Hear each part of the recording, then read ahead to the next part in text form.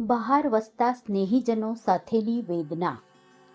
હું હંમેશા એવી ઈચ્છા રાખતી હોય કે મારા પરિવારના લોકો મને હંમેશા બહાર દેશ રહેતા હોય તો ફોન કરે, જો નજીકમાં રહેતા હોય તો મળવા આવે. કેમ કે હું રહી સંસ્કારી કે રૂઢિચુસ્ત છોકરી.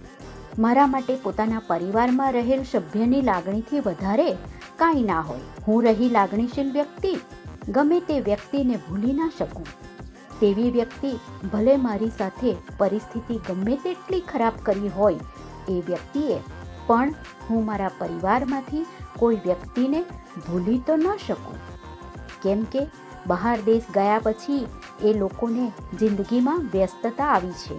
અહીં હતા ત્યારે તો મારી સાથે પ્રેમ રાખતા જ હતા ને. હજુ પણ વ્યસ્તતાના કારણે એ લોકો મજબૂર હશે કે મને ફોન નથી કરી શકતા, પણ મારા પ્રત્યે લાગણી તો હજુ પણ એટલી જ હશે. કેમ કે જો મને એ લોકોની યાદ આવતી હોય તો એ લોકોને મારી યાદ આવતી હશે ને. થોડી તો એટલે જ મારા અંદરની લાગણીને મેં છુપાવતા શીખી લીધી છે. કેમ કે એ લોકો પોતાના ભવિષ્યના કારકિર્દી માટે ત્યાં ગયા છે.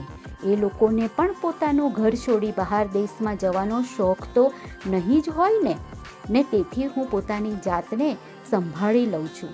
પણ ક્યારેક એવું થાય કે પોતાના સ્નેહીજનોની ખોટ ખૂબ વર્તાય. માન્યું જમાના પ્રમાણે મારી રહેણી કરણી મારે બદલવી પડે, પણ હું લાગણીશીલ વ્યક્તિ એટલે મને થોડુંક બદલતા વાર લાગશે, પણ હું બદલાઈ જઈશ જરૂર. કેમ કે હવે તો લાગણી રાખીને પણ યાદ ન કરે તો જીવતા શીખી ગઈ છું ને કાયમ પહેલાંના દિવસો યાદ કરી હું આજે પણ ખૂબ સારી રીતે હસી લઉં છું. પોતાની જાતને ખૂબ નસીબદાર માનું છું કે મારા સ્નેહીજનો બધા બહાર દેશમાં પોતાની આવડતને બતાવવા કે પોતાના નોકરી ધંધા માટે ત્યાં રહેવા ગયા છે. માનું છું કે એમને પણ પોતાનું ઘર યાદ આવતું જ હશે, એમને પણ પોતાના માતા પિતાની ચિંતા થતી જ હશે. પણ ત્યાં રહીને અઠવાડિયે એકવાર પોતાના ભાઈ બહેન તથા પોતાના ભાઈ ભાભી ભત્રીજા ભત્રીજી કે વડીલોને ફોન ઉપર વાત કરી લેતા હોય એવું લાગે કે બહાર દેશ વસતા સ્નેહીજનો અહીં જ છે. ત્રીજા મૌન.